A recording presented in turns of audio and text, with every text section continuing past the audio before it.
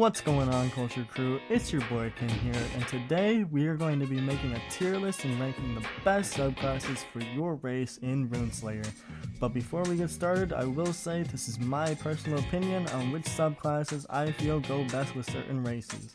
Also, there might be doubles based on if it can work with multiple races, and feel free to tell me what you'd change or switch around at all on this list afterwards. And I will include timestamps for all the subclasses to help making finding yours easier, because there are a whopping 12 we're going to be covering today. So before we dive in, I will say we will be ranking based off of race stats as well as the synergy the races themselves have with certain subclasses. And with that being said, let's get right into the video. Alright, so we're going to be starting off with the archer subclasses, and the first one I'm going to be covering is Sharpshooter. Now this one may be a no-brainer to some, but I feel it goes best with elf, the best of any other race. I mean, when you think of elf, you probably think of them having some sort of bow and arrow, which I think suits the elf, and this combo the race gives you actually gives you 3% speed, 10% cooldown reduction, and 10% stealth increase, as well as 3 passives, 2 of which increase your mana and focus affinity, meaning that the sharpshooter moves you do as an elf will be a whole lot more useful, not taking away stamina, as well as having a lower cooldown to do them again. And next up is Beast Tamer, and this one is a quick one actually, and we'll be going to elf as well. For the fact that for what we just covered with the elf race and this being an archer subclass, you will be using a bow, and you can't always rely on another player to help you when things get up close and personal.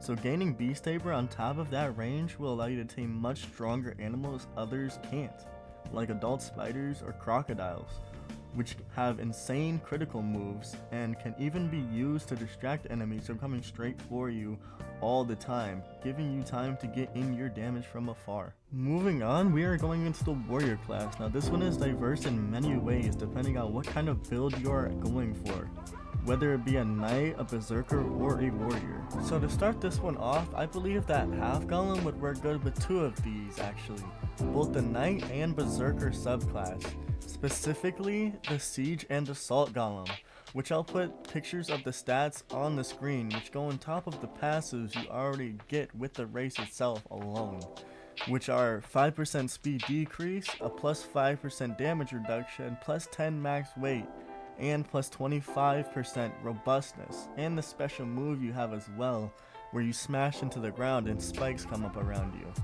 You could really use either race upgrade with whichever of the 2 subclasses you wanted and make an absolute unit depending on what you like, whether you like to be a full defense tank or a spongy heavy hitter. It's really up to you, and I'm not gonna lie, it's really diverse. And that also will be the only race I feel would do good as a knight as well. So moving on to just berserker, besides the half golem, we have the human as well. For this one, with its race being the most well-rounded for berserker.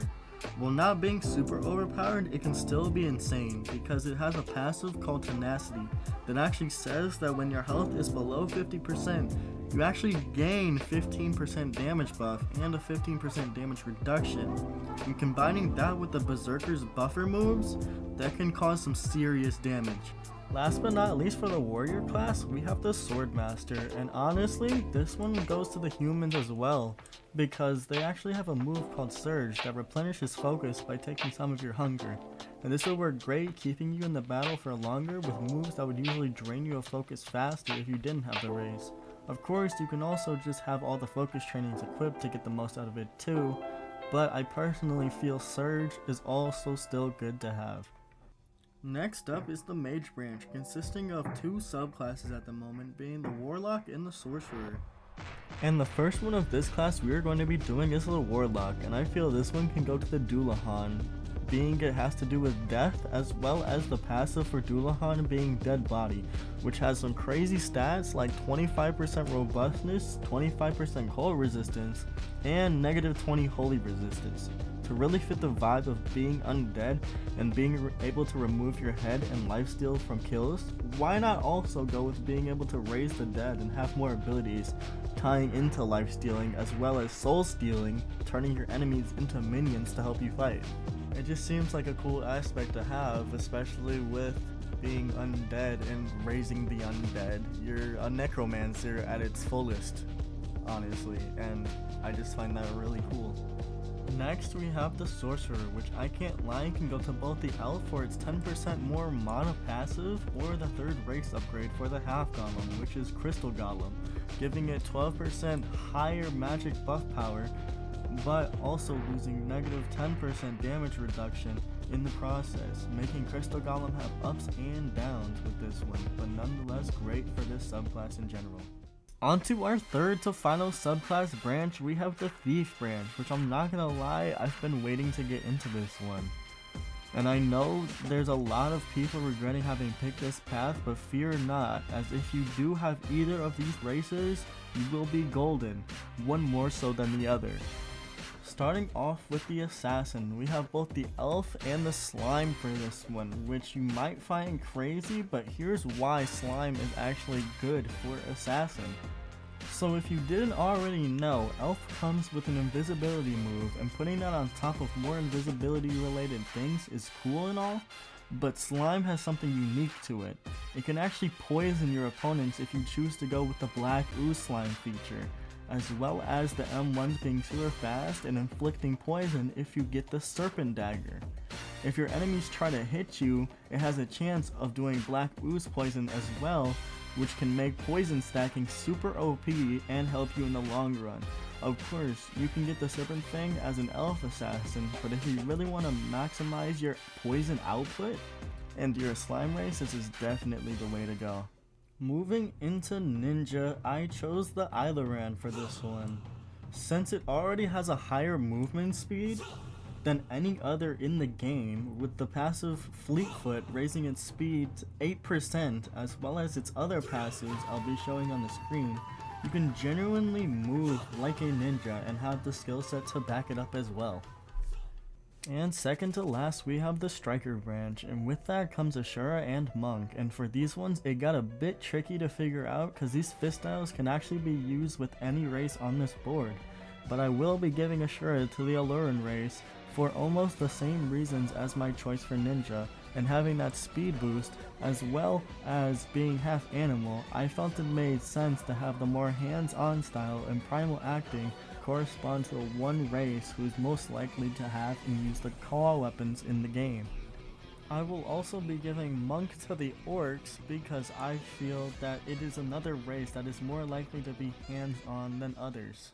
And finally, last but not least, we have finally made it to the last subclass, and it's for Priest. It's the Cleric.